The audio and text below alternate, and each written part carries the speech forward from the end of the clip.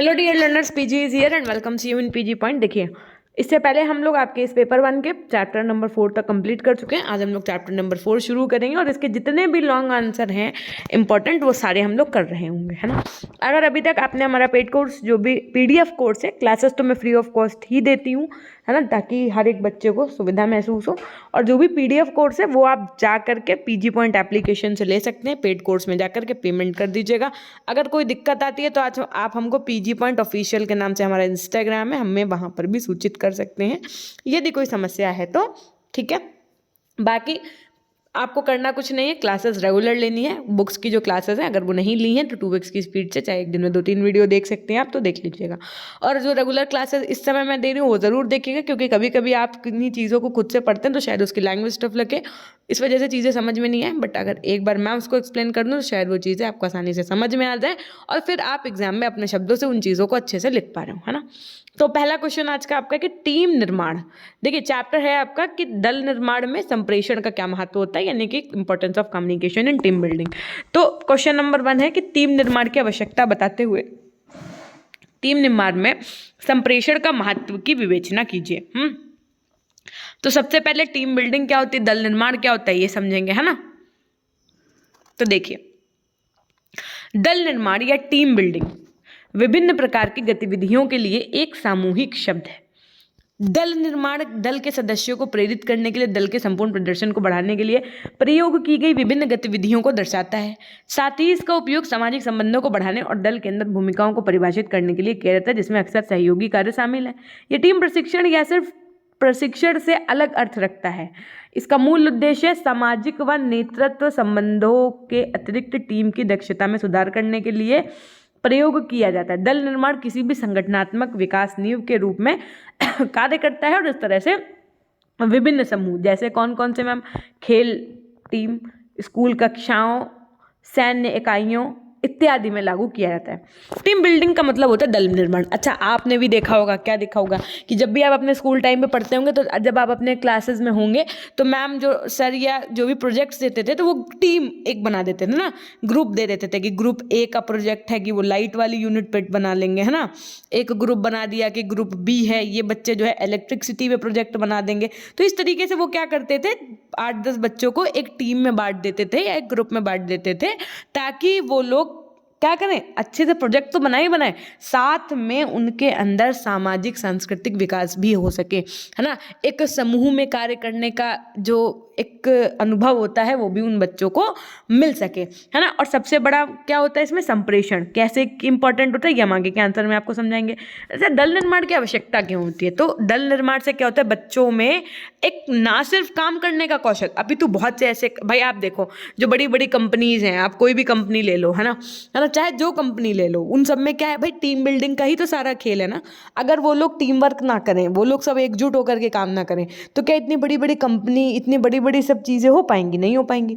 तो वही बात यहाँ पर कही है कि संचार में सुधार हेतु, कार्यस्थल को और अधिक रोचक बनाने हेतु ना, फिर एक टीम में रहेगा कि हमारी टीम जीते, हमारी टीम जीते, है ना। वो कहेंगे हम लोग बहुत अच्छा प्रोजेक्ट बनाएंगे, वो अपने लिए अच्छा बनाने के लिए काम करेंगे, है ना। आपस में सब में संचार अच्छे से होगा, समूह को प्रेरित करने के लिए, एक दूसरे को जानने का अवसर प्रदान करने के लिए ना, बच्चा आपस में एक दूसरे को समझ रहा है।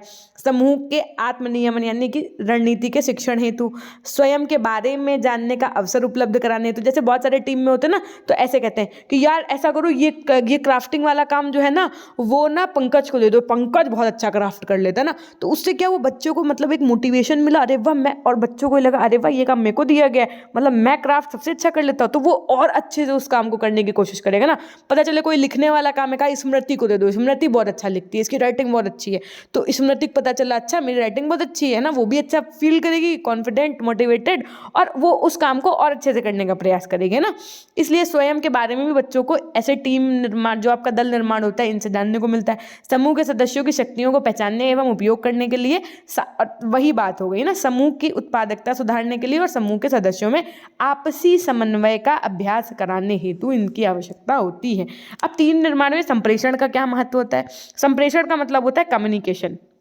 दल निर्माण में अभ्यास का प्रयोग समूह के सदस्यों की शक्तियों एवं कमजोरियों को जानने के लिए किया जाता है। टीम यानी कि समूह की दक्षता कौशल में सुधार हेतु संप्रेषण की अहम भूमिका होती है। टीम निर्माण की गतिविधियों में संप्रेषण का महत्व कुछ इस प्रकार से होता है, आइए देखते हैं।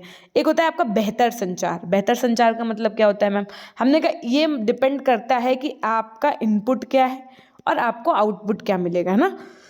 इस पे इसका मतलब क्या होता है? हमने कहा शैक्षिक तकनीकी में संचार व संप्रेषण में मूलभूत अंतर माना जाता है कि इसमें संचार का मतलब अलग होता है और संप्रेषण का मतलब अलग होता है।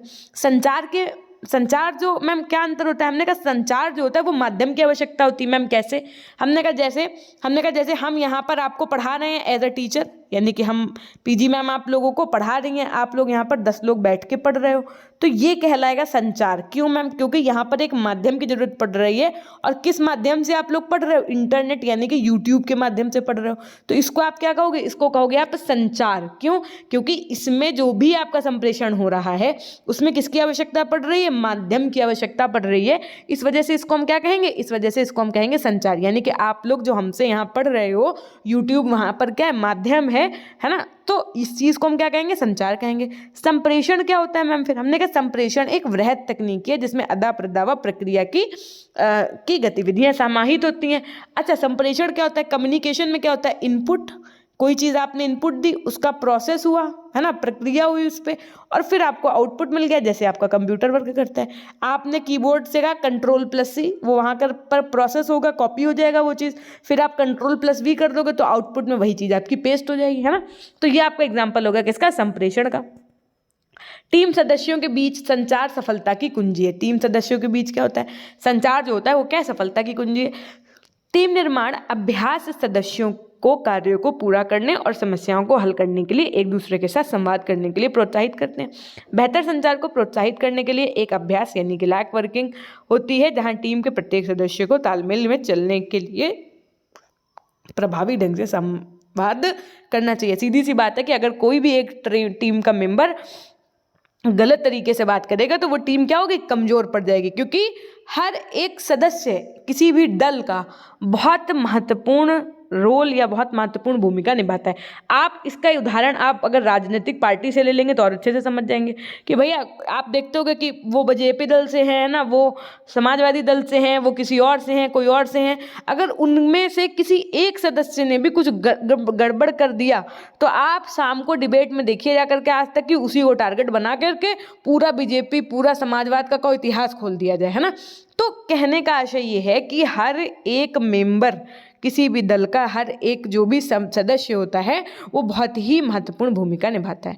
अगर मैं उत्पादकता में वृद्धि की बात करूं तो ये भी हर एक टीम के सदस्य पर डिपेंड करता है। जितना अच्छा वो काम करेंगे, है ना, उतना ज़्यादा उत्पादकता यानी प्रोडक्शन होगा, उतना अच्छा आउटपुट मिलेगा। भाई हर आदमी अगर अपने काम का 100% देगा तो राइटिंग अच्छे वाले ने राइटिंग अच्छे से लिखा, क्राफ्ट वाले ने क्राफ्ट का काम अच्छे से किया, मटेरियल लाने वाला अच्छा से अच्छा मटेरियल लाया, जो उस चीज़ को, उस प्रोजेक्ट को प्रेजेंट कर रहा था उसने उस चीज़ को अच्छे से प्रेजेंट किया।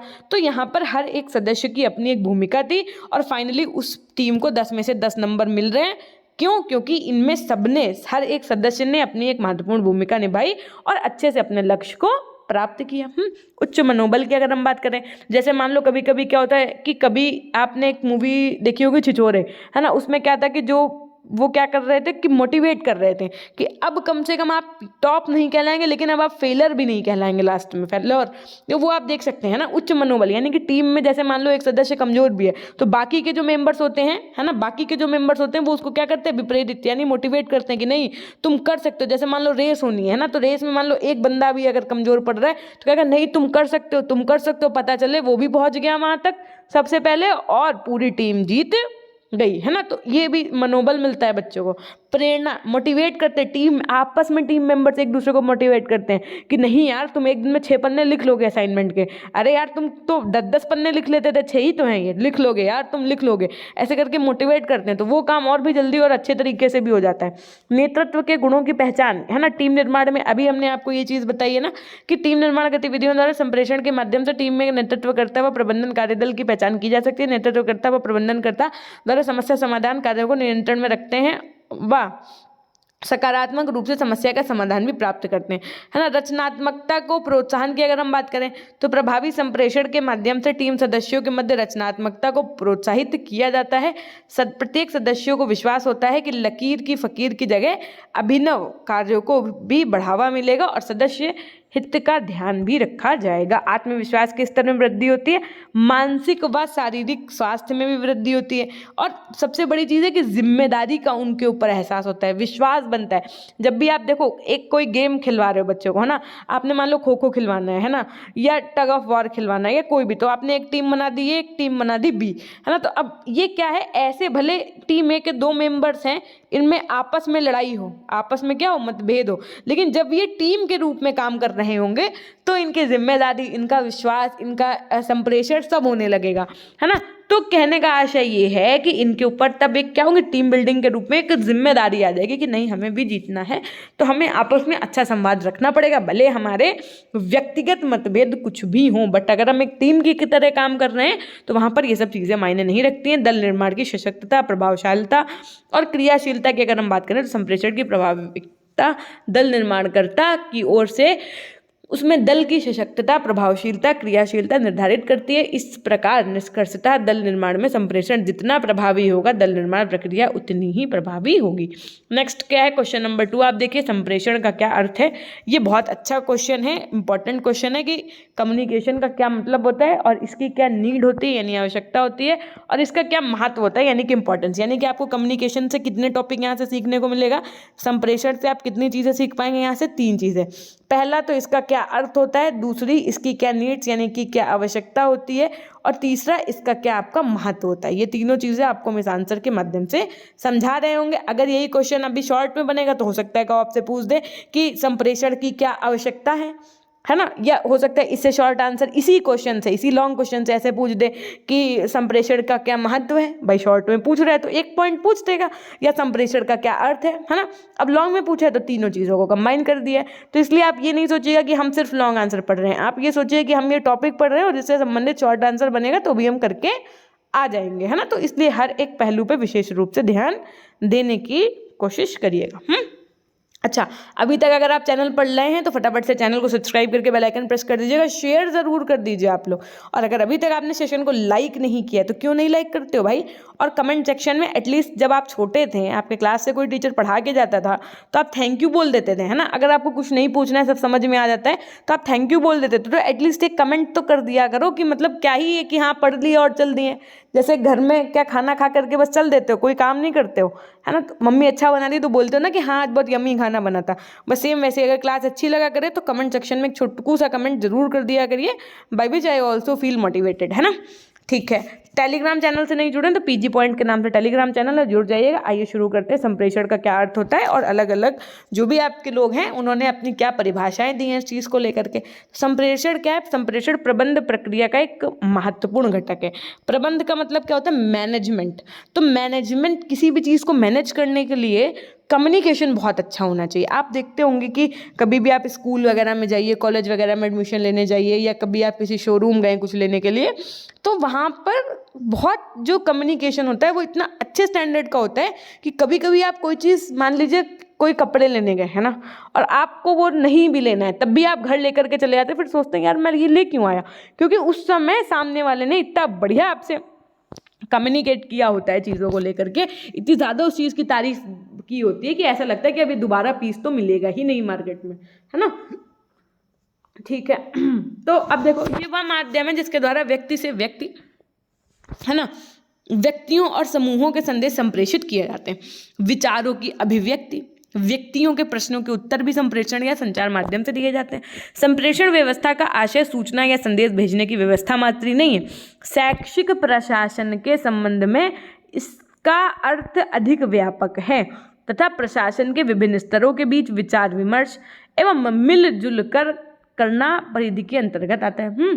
संप्रेषण के मूल में यह विचार निहित है कि व्यक्ति समस्याओं पर परस्पर मिलजुल कर विचार करें और एक दूसरे के दृष्टिकोण को समझकर सामंजस्यपूर्ण ढंग से अपने कर्तव्यों का निर्वहन करते हुए लक्ष्य प्राप्ति की दिशा में सुगमता पूर्वक बढ़ सकते हैं। संप्रेषण के अर्थ को स्पष्ट करने के लिए कुछ मुख्य परिभाषाएं हैं। आप देखिए क्या मुख्य परिभाषाएं, किसने क्या कहा। अब मैम क्या हमें याद करना पड़ेगा, हमने कहा एटलीस्ट 2 से 3 डेफिनेशंस तो आपको याद करनी पड़ेंगी। हमने कहा कम से कम आप 2-2, 3-3 डेफिनेशंस चाहे लिख के याद कर लो चाहे जैसे याद कर लो, है ना। क्यों, क्योंकि जब आप अपने आंसर को लिखेंगे वहाँ पर ब्लैक स्केच से जब ये डेफिनेशन मतलब लिख करके हाईलाइट कर देंगे तो वो बहुत अच्छा एक इम्पैक्ट डालेगा एग्जामिनर के ऊपर जब आपकी कॉपी चेक हो रही होगी, तो उससे बहुत अच्छे मार्क्स आपको मिलने के चांसेस हैं।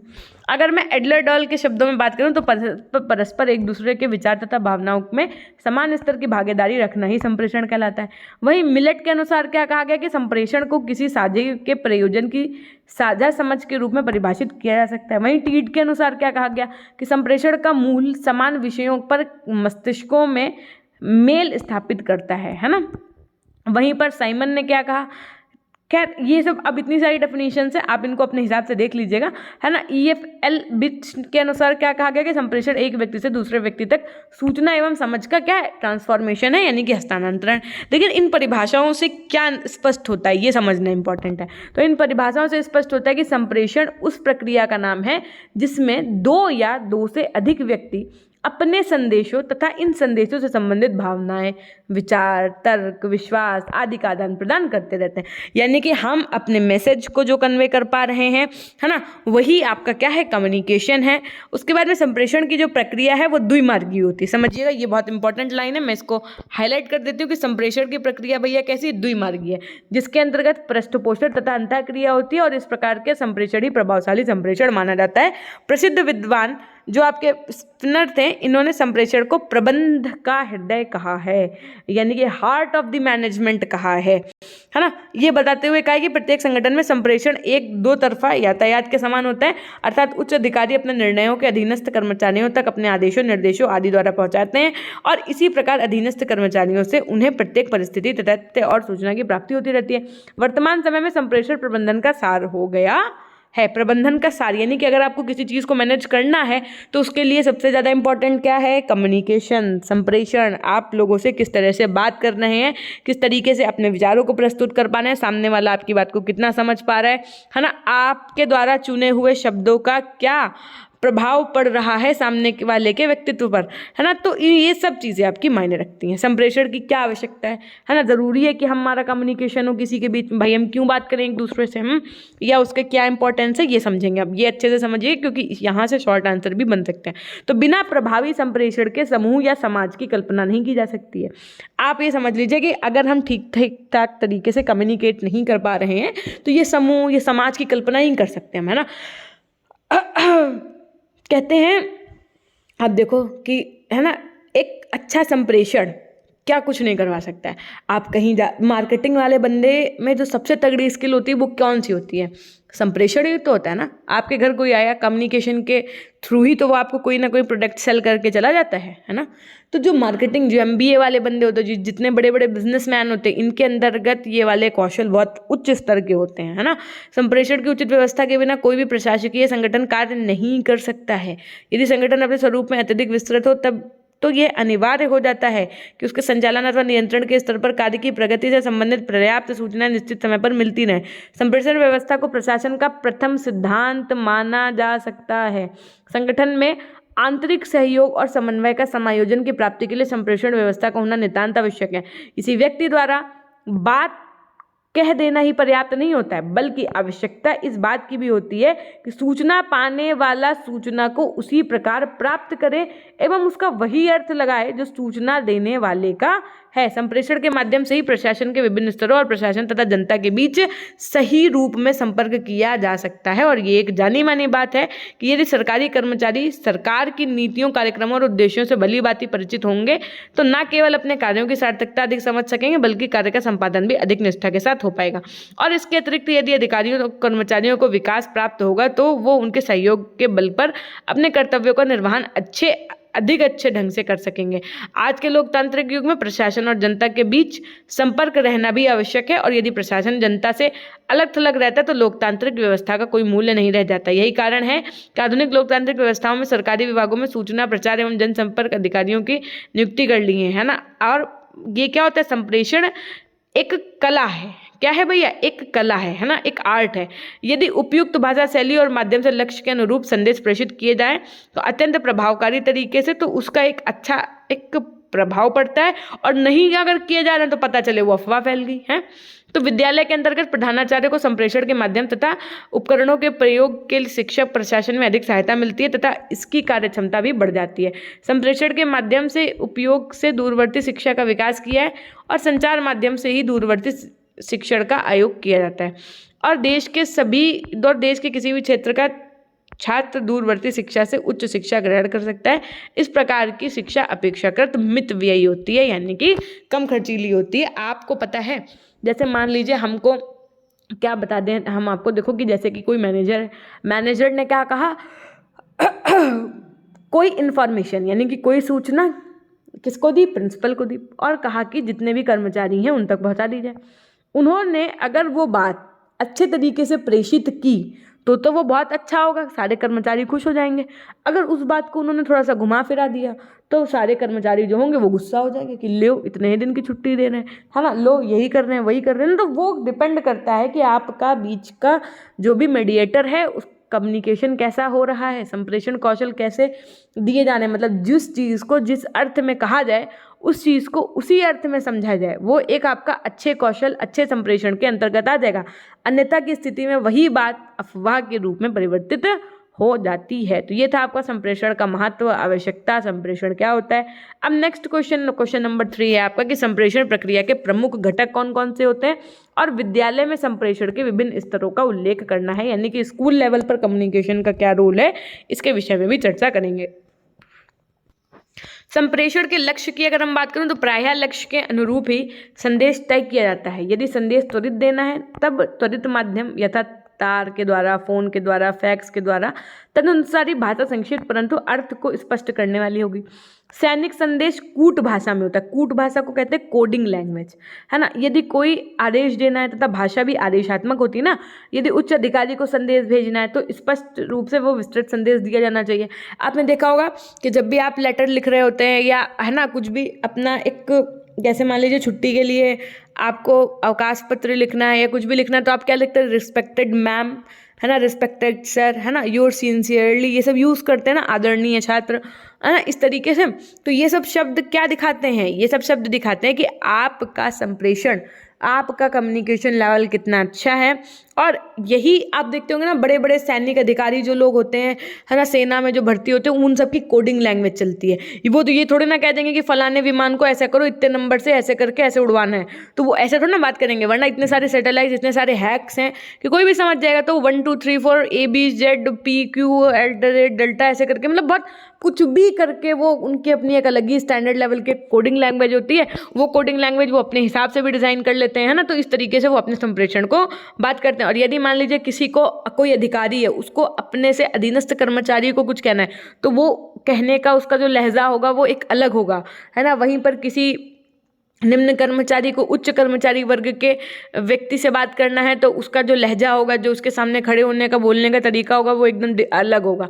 तो इस तरीके से ये दिखाता है कि हम लोगों के बीच का जो संप्रेषण है, जो कम्युनिकेशन है, वो कैसा है। अब इसमें जो और घटक का इस्तेमाल होता है वो क्या है, संप्रेषक होता है संदेश भेजने वाला, वो क्या कहलाता है, संप्रेषक। जस्ट लाइक आपने क्या किया, हमको अगर संदेश कोई भेजना है तो आप क्या है, संप्रेषक है। जैसे हम यहाँ से आपको क्या कर रहे हैं, पढ़ा रहे हैं, तो इस समय कौन संप्रेषक है, हम क्या है, संप्रेषक है। आप लोग हमसे पढ़ रहे हैं तो आप लोग पीजी पॉइंट से क्या हैं, आप लोग प्राप्त करता होंगे, है ना। जैसे मान लीजिए हम यहाँ पर आपको कोई टॉपिक क्या कर रहे हैं, समझा रहे हैं, तो कौन समझा रहा, पीजी मैम समझा रही है, तो पीजी मैम कौन हुई, संप्रेषक हुई, है ना। और आप लोग जैसे कि जो भी बच्चे हमारी क्लास में पढ़ रहे हैं, है ना, तो आप लोग क्या हुए, आप लोग इन चीज़ों को पीजी मैम से समझ रहे हैं। हम जो चीज़ें आपको पढ़ा रहे हैं वो आप पढ़ रहे हैं, तो आप क्या हुए, प्राप्त करता हुए। संदेश जो भेजने वाला होता है ना, उसको संप्रेषक कहा जाता है, जो मूलतः संदेश का कारण हो है। संदेश भेजने वाला व्यक्ति समूह, संगठन या सरकार भी हो सकती है। भाई कभी कभी वो बड़ी बड़ी नीतियां निकालती है तो सरकार भी हो सकती है, तो वो उच्च अधिकारी से लेकर के समान पद पर असीम या निम्न अधिकारी भी हो सकता है। संप्रेषक जितना महत्वपूर्ण होगा, संदेश उतना ही महत्व अच्छे से रोल प्ले करेगा ना। संदेशक प्रेषक की स्थिति व विश्वसनीयता संदेश के महत्व को अधिक कर सकता है। संदेशक प्राप्तकर्ता क्या है कि संदेश की सही समझ के लिए संदेश भेजने वाले की स्थिति, संदेश भेजने वाले व्यक्ति के प्रति, संदेश पाने की धारणा, पूर्व पृष्ठभूमि या अनुभव तथा अन्य सदस्य पर प्रभाव डाल सकते हैं। अविश्वसनीय प्रेषक के संदेश अथवा संदिग्ध संदेशों को प्रायः क्या करना है भैया, संदेश प्राप्तकर्ता अस्वीकृत कर लेते हैं। संदेश श्रृंखलाएं क्या होती हैं? अब भाई ऐसा तो है नहीं कि आपने जो बोला वो सीधे आपके पास पहुंच गया। कभी कभी क्या होता है कि एक बात ये इनके पास गई, फिर इनके पास से इनके पास गई, तब फाइनली वो बात पूरे समूह को बताई गई, है ना। तो इस तरीके से कई कड़ियों के बीच से होती हुई कोई एक बात चली आ रही होती है, और जो ये बनने वाली श्रृंखला होती है, यानी ये जो कड़ी होती है, इसको हम क्या कहते हैं, संदेश श्रृंखला कहते हैं। जैसे संदेश संप्रेषण में अनेक प्रकार की श्रृंखलाएं यानी कि चैनल अपनाए जाते हैं। जब संदेश उच्च अधिकारी द्वारा संगठन के निम्न स्तर पर आसीन व्यक्ति को भेजा जाता है, तब ऊपर से नीचे की श्रृंखला, जब संगठन में कार्यरत समान स्तर के व्यक्ति को संदेश दिया जाता है तब क्षैतिज श्रृंखला, और जब नीचे स्तर से ऊपर भेजा जाता है तो ऊपर संदेश श्रृंखला कहलाती है। मतलब कहने का आशय क्या है कि जब किसी अधिकारी ने निम्न स्तर के अधिकारी को भेजा तो वो क्षैतिज श्रृंखला कहलाएगी, और जब मान लीजिए कि कोई सर और मैम करके ऊपर यानी कि आईएएस तक या कोई ऑफिसर तक वो संदेश पहुंचाया जा रहा है तो वो ऊपर आदेश श्रृंखला कहलाती है। और इनके अतिरिक्त प्रत्यक्ष व अप्रत्यक्ष, चक्रीय व क्रमिक प्रकार की भी श्रृंखलाएं होती हैं जिनमें प्रबंधक आवश्यकता अनुसार संदेश संप्रेषण में अपनाता है। संदेश की विषय वस्तु की अगर हम बात करें तो संदेश की विषय वस्तु उद्देश्य अनुरूप होती है। गोपनीय उद्देश्य का संदेश विषय वस्तु आम संदेश की विषय वस्तु से भिन्न होता है।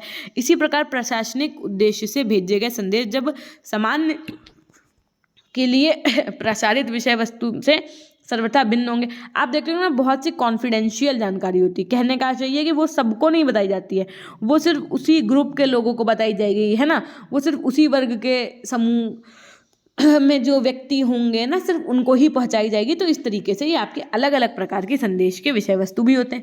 संदेश का माध्यम क्या हो सकता है? अब जैसे बहुत तरीके से संदेश आप प्रेषित कर सकते हैं। जैसे मैम हमने कहा संदेश संप्रेषण के लिए संदेश भेजने वाला यानी कि प्रबंधक अनेक माध्यम को अपनाता है। जैसे कि एक प्रबंधक कभी व्यक्तिगत तो कभी लिखित, कभी आप देखते हैं व्हाट्सएप पे आपको कभी मैसेज कर देगा अलग से, कभी आपको ग्रुप में मैसेज कर देगा टैग करके, है ना, और कभी लिखित तरीके से, कभी मौखिक तरीके से, ऑडियो के तरीके से, कभी नोटिस बोर्ड पर लगा दिया जाता है। स्कूल वगैरह में आपने देखा होगा। आम सूचना पत्र वाहक द्वारा, पत्र वाहक पुस्तिका द्वारा, त्वरित संदेश तार द्वारा भेजा जाता है। व्यापक संदेश प्रसारण और रेडियो व टेलीविज़न का भी सहारा ले सकते हैं। इस तरीके से संदेश के माध्यम है ये। और संदेश की भाषा की अगर मैं बात करूँ तो उसमें कभी कभी अगर जो सैनिक वगैरह होते हैं तो उनको अपने संदेश को कैसा रखना होता है, गोपनीय रखना होता है। तो वो कौन सी भाषा को यूज़ करते हैं? कूट भाषा, जिसको आप कोडिंग लैंग्वेज वगैरह भी कह सकते हैं। हाँ, बाकी जनरल लैंग्वेज में और ऐसे ही लैंग्वेज में लिखा जाता है कोई भी संदेश जो आसानी से सामने वाले को समझ में आ जाए, है ना। अगर वो नॉर्मल कोई मैसेज है आपका तो, है ना। तो संदेश की भाषा आवश्यकता अनुसार पारंपरिक व विशिष्ट भी हो सकती है ना। दोनों प्रकार की हो सकती है। उसके बाद में क्या, संप्रेषण के स्तर क्या होते हैं? तो इस समय शिक्षा प्रशासन और शिक्षा प्रबंधन में संप्रेषण की भूमिका महत्वपूर्ण हो गई है। शिक्षा प्रबंध के सभी स्तरों पर संप्रेषण आवश्यक हो गया है। कक्षा प्रबंध से लेकर के विद्यालय के प्रशासन तथा प्रबंध स्तर तक संप्रेषण का उपयोग किया जाता है। विद्यालय प्रशासन और प्रबंधन में उपयोगिता की दृष्टि से संप्रेषण के निम्नलिखित 4 स्तर होते हैं। कौन कौन से 4 स्तर होते हैं? एक तो होता है आपका कक्षा के अंतर्गत संप्रेषण। इसमें कौन कौन आपका रोल प्ले करेगा? तो एक तो टीचर और दूसरा बच्चों के बीच। दूसरा होता है आपका विद्यालय स्तरीय संप्रेषण। इसमें क्या होता है, विद्यालय स्तर में कौन कौन कम्युनिकेट करेगा, है ना, कौन प्रेषक करता होगा, कौन यहाँ पर प्राप्त करता होगा। तो यहाँ पर जो संवाद होगा वो प्रधानाचार्य और अध्यापकों के मध्य होगा। तीसरा होता है आपका प्रबंधन स्तरीय संप्रेषण। ये आपका भैया प्रबंधक और प्रधानाचार्य के मध्य होगा। चौथा होता है आपका प्रशासनिक स्तरीय संप्रेषण। ये आपका प्रधानाचार्य और शिक्षा अधिकारियों के मध्य होगा। तो ये आप अपना एकदम स्मरण में रखिए कि जो भी विद्यालय प्रशासन और प्रबंधन में उपयोगिता की दृष्टि से संप्रेषण के ये कितने चर होते हैं? 4 चर होते हैं। अगर मैं विद्यालयी प्रशासन के अंतर्गत बात करूँ, एजुकेशनल एडमिनिस्ट्रेशन के अंतर्गत बात करूँ, कौन कौन से? तो एक तो कक्षा के अंतर्गत संप्रेषण जो स्टूडेंट और टीचर के बीच में होता है। एक आपका विद्यालय स्तरीय संप्रेषण जो आपका प्रिंसिपल और टीचर के बीच में होता है। तीसरा है आपका प्रबंधन स्तरीय संप्रेषण जो आपका मैनेजर और प्रिंसिपल के बीच में होता है। चौथा है आपका प्रशासनिक स्तरीय संप्रेषण जो आपका प्रधानाचार्य और शिक्षा अधिकारियों के मध्य होता है। ठीक, कक्षा के अंतर्गत संप्रेषण में आपका क्या क्या आ जाएगा भैया?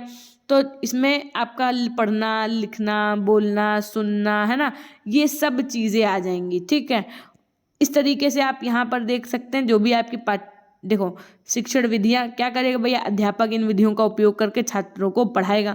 किसके किसके माध्यम से पढ़ाएगा, तो ये पाठ्य वस्तु को या तो वो बोल करके बच्चों को पढ़ाएगा, है ना, या तो सूचना प्रेषित करके बच्चों को पढ़ाएगा। बच्चे कैसे उसको ग्रहण करेंगे, सुन के ग्रहण करेंगे। टीचर ने कुछ पूछा तो उसका जवाब बच्चे बोल करके देंगे। इस तरीके से शिक्षण सामग्री का प्रयोग करके टीचर अपनी क्लास में अच्छे से बच्चों को पढ़ाता है। अधिगम परिस्थितियां उत्पन्न करने के लिए निम्नलिखित साधनों का भी प्रयोग किया जाता है। समुचित युक्तियों का चयन करना, समुचित संप्रेषण अवयव का चयन करना, समुचित दृश्य श्रव्य सामग्री का चयन करना, ताकि बच्चे चीज़ों को अच्छे तरीके से सीख पाएं। अब आपका विद्यालयी स्तर का जो संप्रेषण होता है, इसमें विद्यालय के संचालन में प्रायः प्रधानाध्यापक मौखिक तथा लिखित संप्रेषण की सहायता लेते हैं। भारत के अधिकांश विद्यालयों में इसी प्रकार के संप्रेषण स्थित प्रधानाचार्य की है, यानी कि अब तो हालांकि ऑनलाइन में तो मीटिंग वगैरह के द्वारा भी हुआ, है ना। और अब प्रबंधन स्तरीय की अगर मैं बात करूँ तो जो स्कूल के मैनेजर होते हैं, है ना, वही तो चीज़ों को प्रिंसिपल तक पहुंचाते हैं, फिर प्रिंसिपल टीचर तक चीज़ों को पहुंचाते हैं। तो ये बात अपने प्रधानाध्यापक तक पहुंचाते हैं, है ना, कि स्कूल में ऐसा होना चाहिए, ये व्यवस्थाएं ऐसी होनी चाहिए, यहाँ पर ये ऐसे नहीं ऐसे होना चाहिए। तो इन चीज़ों को कौन मैनेज करता है, प्रिंसिपल मैनेज करता है।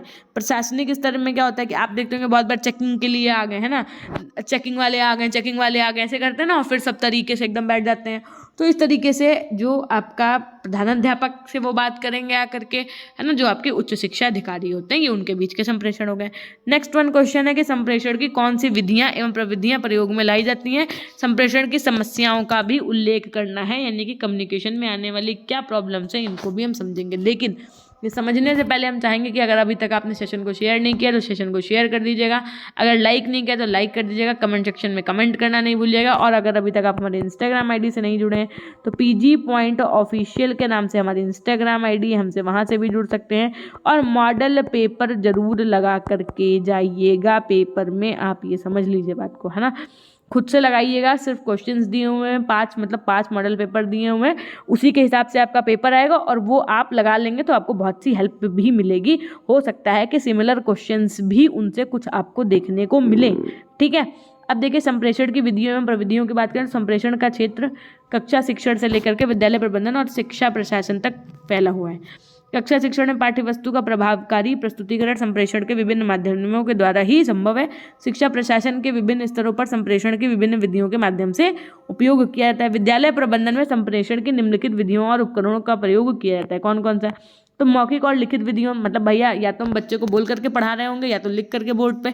आंतरिक माध्यम प्रणाली द्वारा विद्यालय में कंप्यूटर प्रणाली के माध्यम से, बहुमाध्यम आयाम उपागम से, ओवरहेड प्रोजेक्टर के माध्यम से, कंप्यूटर सहायक अनुदेशन के माध्यम से, PDF scope, mobile, teleconferencing, email, ध्वनि विस्तारक यंत्र, श्रव्य दृश्य सामग्री, हाँ ना, उसके अंत में बंद परिपथ दूरदर्शन तथा रेडियो माध्यम, आंतरिक कंप्यूटर प्रणाली, चलचित्र विस्तारक, भाषा प्रयोगशाला, इंटरनेट, शिक्षण मशीन, ये सब क्या है भैया? ये सब आपके संप्रेषण के उपकरण हैं, संप्रेषण की विधियां हैं जिनसे हम बच्चों को स्कूल में पढ़ाते हैं, सिखाते हैं चीज़ों को, है ना। अब संप्रेषण यानी कि कम्युनिकेशन जो है, इसके बीच में आने वाली क्या क्या प्रॉब्लम्स हैं जिनको बच्चे फेस करते हैं, या जो प्रेषक होता है, जो प्राप्तकर्ता होता है, वो किस तरीके से फेस करता है जो कम्युनिकेशन में आने वाली प्रॉब्लम्स हैं। तो संप्रेषण के मार्ग में अनेक बाधाएं और अवरोध हैं। वास्तव में जो तत्व संप्रेषण के प्रभाव में वृद्धि करते हैं, यदि उनका प्रयोग ना किया जाए तो संप्रेषण का प्रभाव घटने लगता है। संप्रेषण के प्रभाव को घटाने वाले तत्व मुख्यतः किस प्रकार है? पहला है सैद्धांतिक भाषा। सैद्धांतिक भाषा का पिफनर ने सैद्धांतिक बाधाओं का उल्लेख किया है, उनके ही शब्दों में कि पृष्ठभूमि शिक्षा और प्रत्याशी में अंतर होने के कारण सामाजिक एवं राजनीतिक विचारों में भी अंतर आ जाता है। संभवतः प्रभावशाली संप्रेषण में ये सबसे बड़ी बाधा है जिन्हें पार करना बहुत कठिन है ना। पद सोपान की बाधा में क्या होता है भैया कि संप्रेषण की प्रभावशीलता के मार्ग में एक अन्य बाधा पद सोपान सिद्धांत के अनुसार विभिन्न स्तरों के अध्यक्ष अधिकारियों और अधीनस्थ कर्मचारियों के बीच संप्रेषण व्यवस्था अनेक स्तरों में से होकर गुजरती है। इन विभिन्न स्तरों पर संचार या संप्रेषण भाषा के विभिन्न अर्थ लगाए जा सकते हैं, जिससे संप्रेषण के संदेश के बारे में भ्रम उत्पन्न होते हैं। और कभी कभी कर्मचारी वर्ग अपने उच्च अधिकारियों को प्रसन्न करने के लिए उन्हीं के अनुकूल अर्थ लगा सकते हैं। हर्बर्ट साइमन का भी कहना है कि संप्रेषण को अनेक कारणों से प्रसन्न करने वाली बातों को बातों की ओर संचालित कर दिया जाता है और गलतियों से संबंधित सूचनाओं को नहीं भेजा जाता है। ठीक है, भाषा संबंधी कठिनाई होने के कारण में कभी कभी क्या होता है कि भाषा की अस्पष्टता होती है, असंगति, जटिलता, है ना। कभी कभी क्या होता है कि कोई आदमी इंग्लिश में उस चीज़ को नहीं समझ में आया, उसको ट्रांसलेट करेगा हिंदी में तो वो गलत भी हो जाती है ना, और फिर वो हानिकारक सिद्ध होती है। तो इस तरीके से भाषाई संबंधी कठिनाई आती हैं। ये सब क्या है, संप्रेषण में आने वाली दिक्कतें। धन के अभाव के कारण विद्यालय में संप्रेषण से संबंधित उपकरणों को खरीदने के लिए धन ही नहीं होता है। यदि किसी प्रकार उपकरण खरीद भी लिया जाए तो उसे अनुरक्षण की समस्या बनी रहती है ना। उसको अच्छे तरीके से रखना, चलाने के लिए उसके लिए लोग होने चाहिए। तो इस तरीके की चीज़ है। संगठन के आकार की बाधा, संगठन का आकार और विशिष्टीकरण भी संप्रेषण सामान्य प्रवाह में रुकावटें डालता है। संगठन का आकार जितना अधिक विस्तृत होगा उतना ही अधिक कर्मचारियों को संबद्ध करने की आवश्यकता होगी। उसका ना वैचारिक पृष्ठभूमि में कठिनाई आना, रुचि का अभाव होना, प्रशिक्षित व्यक्तियों की कमी होना। कभी कभी कोई लेटरनर ऑफिशियली जो होते हैं वो लोग समझ ही नहीं पा रहे हैं, पता चले उनको समझ ही नहीं आ रहा है ना। विद्युत आपूर्ति की समस्या, कभी कभी क्या होता है आप देखिए जब भी ऑनलाइन क्लासेस चल रही होती है, लाइट चली गई है ना, सिस्टम नहीं चल रहा है, हैंग कर गया, इंटरनेट की समस्या है ना। ये सब चीज़ें क्या है जिसकी वजह से संप्रेषण के माध्यमों में दिक्कत आती है लोगों को, और संप्रेषण माध्यमों का प्रयोग न करना। कुछ लोग तो ऐसे होते हैं कि जो ये जानते ही नहीं है ना। संप्रेषण माध्यम तथा उपकरण जिन विद्यालयों में उपलब्ध है उनका उपयोग भी शिक्षक तथा प्रधानाध्यापक नहीं कर पा रहे हैं, क्योंकि वे इन माध्यमों के प्रयोग के लिए अभ्यस्त ही नहीं है, यानी कि उनको ट्रेनिंग ही नहीं दी गई है। पता चले सरकार ने प्रोवाइड करा दिया कि आप डिजिटल बोर्ड पे बच्चों को पढ़ाइए है ना, या प्रोजेक्टर पर बच्चों को ये समझाइए चीज़ों को। पता चले वहाँ पर किसी स्कूल में उनको समझ में नहीं आ रहा कि प्रोजेक्टर कैसे चलाया जाएगा, डिजिटल बोर्ड पर पढ़ाया कैसे जाएगा।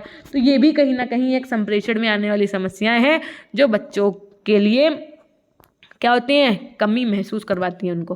तो यहाँ तक तो हो गए आपके लॉन्ग आंसर। शॉर्ट आंसर की अगर मैं बात करूँ तो ये हम आपको नेक्स्ट क्लास के माध्यम से कराएंगे। लगभग 10 शॉर्ट आंसर हैं जिसको मैं पूरा नेक्स्ट डे कंप्लीट करवाऊंगी। उसके बाद में ये चैप्टर आपका one of the most important है, मैं आज ही बता देती हूँ आपको, है ना, ताकि आप ये वाली क्लास मिस नहीं करें, क्योंकि यहाँ से 110% एक क्वेश्चन जरूर बनेगा, स्पेशली शॉर्ट पे, है ना। तो यहाँ पर आप देख सकते हैं कि कितने आंसर्स हैं। अगर मैं बात करूं तो यहाँ पर ज़्यादा नहीं, एक ही दिन में हो सकता है को कंप्लीट भी करा दें, ज़्यादा नहीं, बस 2 लॉन्ग आंसर हैं हमको लगता है और कुछ ही शॉर्ट आंसर्स हैं, है ना। ये एक ही दिन में करवा देंगे, 2 लॉन्ग आंसर हैं, 3 शॉर्ट आंसर है ना, एक दिन में करवा देंगे इसको। फिर आपका चैप्टर 7 इसी तरीके से शुरू करेंगे। फिलहाल अगर अभी तक आपने मॉडल पेपर नहीं लगाए तो PG point app play store से इंस्टॉल कर लीजिए, है ना। वहाँ पर आपको PDF मिल जाएगी, ज़्यादा बड़ी बात नहीं है, चुपचाप से लीजिए और वहाँ पर जो मॉडल पेपर हैं वो लगा लीजिएगा। साथ में जो हर एक चैप्टर के एंड में क्वेश्चंस हैं उनकी प्रैक्टिस कर लीजिएगा। ये आपको खुद से करना है। इसके आंसर्स जो हैं वो आपको ऐसे नहीं मिलेंगे कि क्वेश्चन के नीचे आंसर मिल जाए, भाई फिर मॉडल ही पेपर किस बात का, फिर तो सॉल्व हो जाएगा, है ना। इसके आंसर आप खुद से लिखेंगे और जो थ्योरी है आपको उससे हेल्प भी मिल जाएगी। ठीक है, तो ये एक छोटी सी जानकारी थी। बाकी अगर आप हमारे इंस्टाग्राम से नहीं जुड़े तो जुड़ जाइएगा, फॉलो कर लीजिएगा वहाँ पर, क्योंकि वहाँ पर आपको मेरी व्यक्तिगत के साथ साथ अगर आपको कुछ भी पूछना है ना, कोई भी दिक्कत आ रही है जीवन में, कुछ भी है, तो आप हमें वहाँ पर मैसेज कर सकते हैं। लेट रिप्लाई मिले बट रिप्लाई में देने की सबको अवश्य कोशिश करती हूँ। टेलीग्राम से नहीं जुड़े तो टेलीग्राम चैनल हमारा PG पॉइंट के नाम से, वहाँ से जुड़ सकते हैं। कोई और बहुत बड़ी समस्या है तो pgpoint100@gmail.com पे आप हमको मेल भी कर सकते हैं ना। तो ये थी एक छोटी सी जानकारी। मिलते हैं हम आपसे नेक्स्ट क्लास के माध्यम से, तब तक के लिए अपना ध्यान रखिएगा। सेशन समझ में आया तो लाइक करिएगा, चैनल पर नए हैं तो सब्सक्राइब करिएगा, शेयर नहीं किया तो आप अपने ग्रुप, कॉलेज ग्रुप और अपने दोस्तों साथियों तक जरूर साझा कर दीजिएगा। धन्यवाद। मिलते हैं हम आपसे नेक्स्ट क्लास के माध्यम से। हमेशा खुश रहिए, मुस्कुराते रहिए, कभी अपने लिए तो कभी अपनों के लिए। Till then take care, bye bye, love you all, love you my dear class.